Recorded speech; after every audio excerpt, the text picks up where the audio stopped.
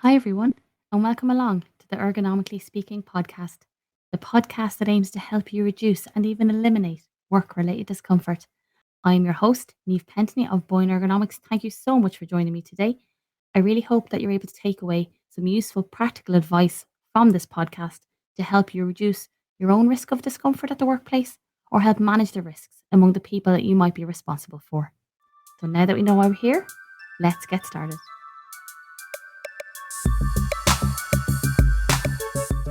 Hello, and welcome along to episode 30 of the Ergonomically Speaking podcast, where this episode I'm going to be talking to you about what we can do to reduce the negative impact of video calls and virtual meetings. Because the offices may be open, but virtual meetings are not going anywhere. They're still a huge part of the week for a lot of people. And with that, they do bring about challenges, whether you're in the office or whether you're at home, bring about a different set of challenges. So we're going to see what we can do about it. There are definitely positives. Let's be realistic. There are positives to virtual meetings. If you're fully remote, they provide a bit of connection between employees who might not be in the office. They can increase employee engagement. If you're a new starter, especially if you're onboarding remotely, it helps you become familiar with your colleagues, even though you're not there in the office. They now allow for a more convenient arrangement of meetings. So even when you are in the office, there's less travel now between different locations, either within companies or between companies, because it can be done virtually. So you can fit more meetings in, there's less travel. So it's like, climate friendly and all that. And it also allows people who are working in the office to work from home if they need to and still being able to link in with their colleagues. So they do have their positives. But from my point of view, from an ergonomic perspective, a high level of video calls and virtual meetings can have a negative impact on employee well-being. So what are they? Well, the negative impact, I speak to a lot of people, a huge amount of people when I'm doing DSE assessments. And the rise in the use of these virtual meetings, whether they're in the home or whether they're in the office, they're usually cited as being one of the main causes of prolonged desk based postures because, in most cases, especially now when we're back in the office and the meeting is happening in the office, they're one of the reasons people can't leave the desk. So back to back meetings, pressure to be visible on the screen, lunchtime meetings, lack of breaks in long meetings have all been cited as negatives in the use of virtual meetings and keeping people at the desk.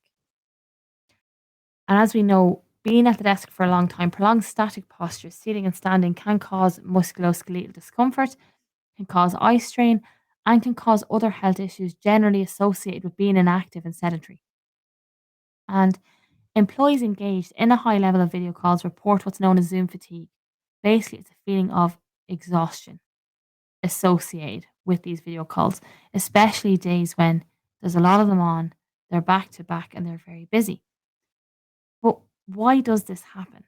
Well, researchers basically have looked into this during COVID and have cited that a frustration from a lack of eye contact, an increase in effort required to pay attention to what is being said and who's saying what, technical issues, non work related distractions, self awareness, performance pressure, and an increase in screen time is what causes an increase in fatigue associated with the video calls and virtual meetings.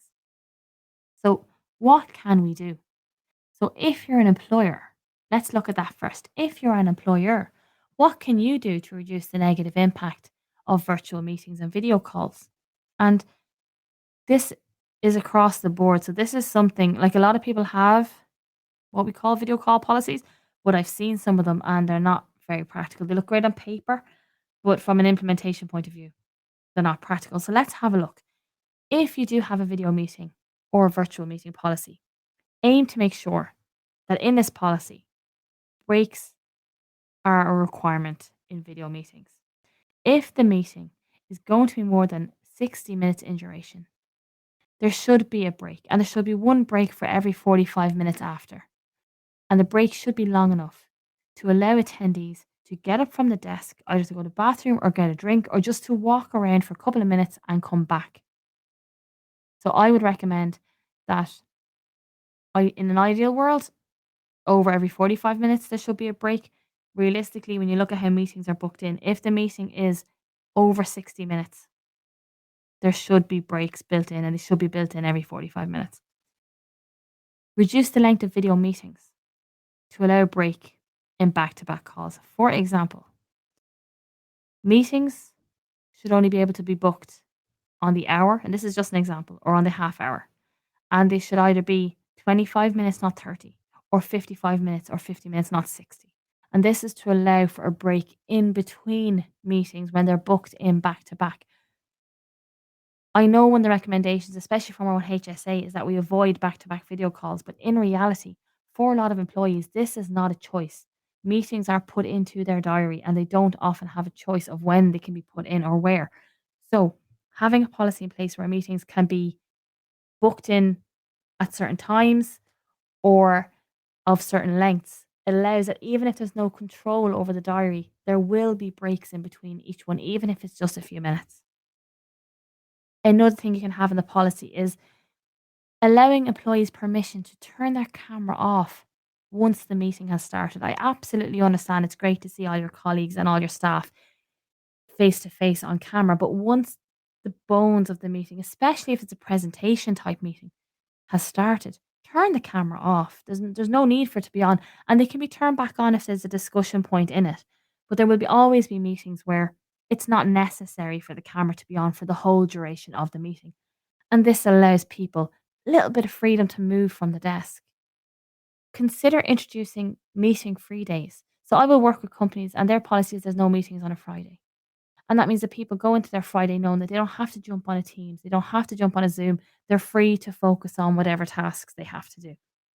So if that's possible, that's something to be considered. And team leaders and managers should, where you can, aim to have your team members on site at the same day and arrange any meetings that are needed or your regular meetings or your essential meetings to be done in person when you're in the office. And that way, you're hopefully reducing the amount of virtual meetings that are needed during the week on the days when people are working remotely.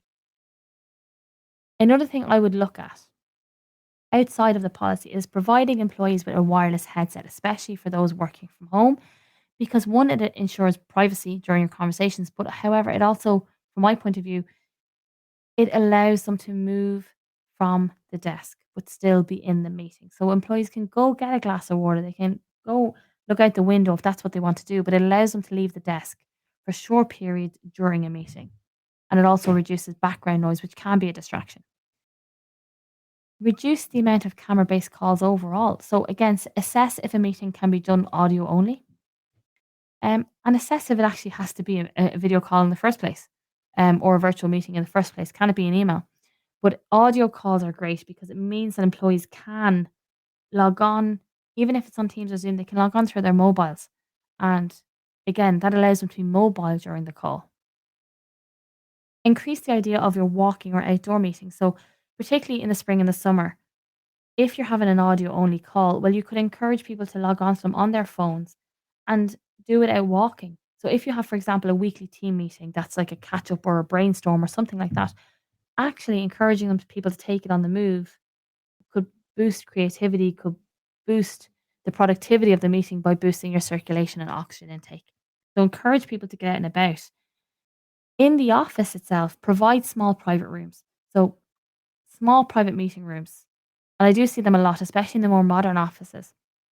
It means that if there is a meeting, well, then somebody can just disconnect the laptop and take it to another room. It just provides an alternative location that can be used during an office space video call, meaning that people can actually leave the desk to go to another location. And then, of course, when that meeting's over, go from that location back to the desk, encouraging movement. And consider investing in sit stand desks. Like, let's be realistic, virtual meetings are unavoidable at this point now in the modern workplace. So, increased mobility and movement can be kind of brought in at home by using wireless headsets and earbuds and everything like that, and using the phone. You can't really do this in the office because to do that would be a total distraction for everyone around them. You can't really be walking around chatting away on the headset.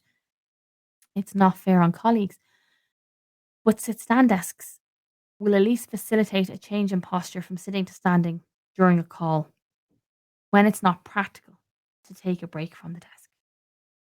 And the last thing I'll say that team leaders and managers should do is lead by example.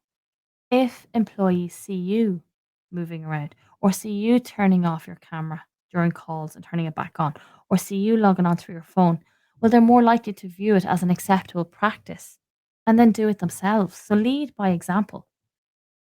But if you're an employee, well, what can you do? Because you don't write the policy. So what can you do? So if you're working from home or from the office, all we want to do, if you have a high level of video calls, is increase your level of mobility to try and reduce the impact of the static loading and the poor postures and the increased screen time. So the first thing I would say to you is if you haven't been provided with a wireless headset, well, invest in one. Your body will thank you so much because it's a really useful tool, especially if you're working remotely and you have a lot of video calls. It allows you to turn off the camera and move from the desk. It's a really, really good practical investment. Log into calls from your mobile phone when you can. If you're a participant and it's not a presentation type meeting, log in on your mobile phone. It gives you, again, freedom to move. And if possible, stand for some of your meetings. So if you have a sit stand desk in the office or at home, great. Um, if you don't, well, you could, and a lot of people do this, they'll place the laptop on a slightly higher surface at home and stand for some of the meeting. That is acceptable too, if that's what you can do. And turn off your camera intermittently. If you're in a private work area or you need to be visible on camera and you take your calls on speaker, just turn the camera off for 30 seconds, walk around, sit, stand, stretch, sit back down when you're ready. There's nothing wrong with turning the camera off for 30 to 60 seconds just to give you a little bit of a break.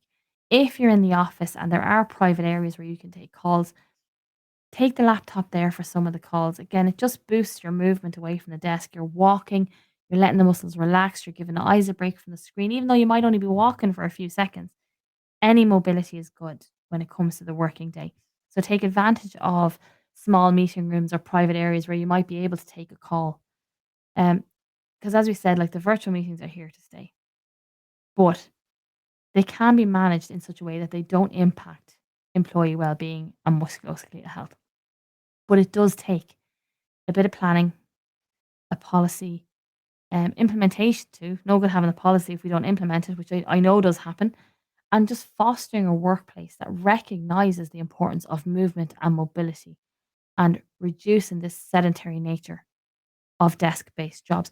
And if you're an employer, ask for employee feedback. If these are the people who are on the calls most of the time, these are the people who are suffering the ill effects of a high level of video calls.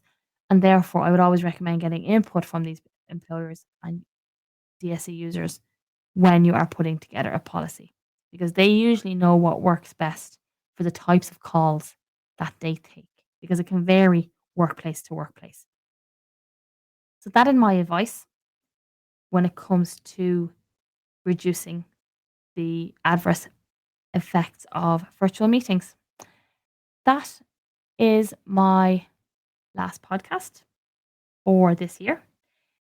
I have a list compiled for next year, what I'm going to start with.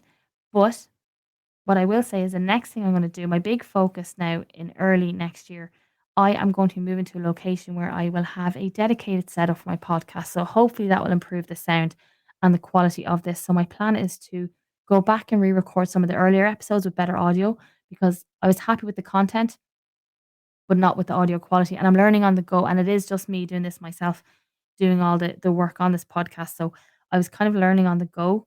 I have got better over the year. So I'm definitely going to go back and re-record some of the earlier ones to make it a little bit nicer and easier for you to listen to because there is good content in there. So I'd hate for it to get lost because I was just so green doing this at the start. That is my plan. As always, I will put the link to the blog and all my socials in the show notes and my email address if you want to get in touch with a recommendation or a topic you want me to cover for next year. I'm always open to suggestions. I love it. Until next year, that is it from me. Everybody stay well, and I will talk to you all again soon.